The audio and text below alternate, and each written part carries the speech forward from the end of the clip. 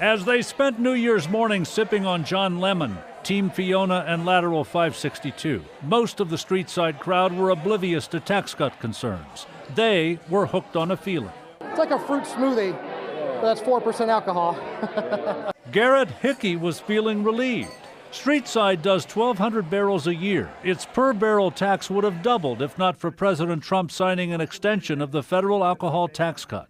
As a result, they see a steady, unimpeded trickle-down flow from the suds.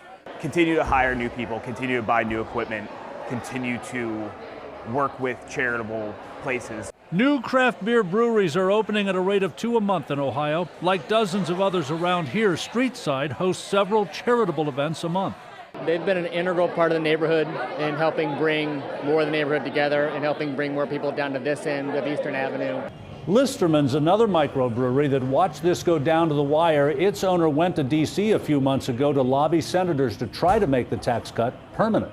We got 6 yeses from the 6 Ohio representatives and senators we talked to be on board for this bill. It's very bipartisan, and beer itself is just bipartisan, so it was really great to see this pass. Tax cut opponents support a sin tax way of thinking. Tax beer at a higher rate, their argument goes, you'll have more tax revenue and more reasonable consumption.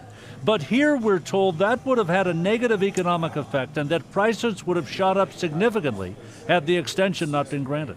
Canned beer, packaged beer, draft beer, the entire industry. It's not just craft beer. This would have affected the big guys like Budweiser and Coors and Miller. They would have been, the wine industry. I mean, everybody was doing their best to get this passed. In a polarized environment of impeachment, there might yet be a market for bipartisan beer. John London, WLWT News 5.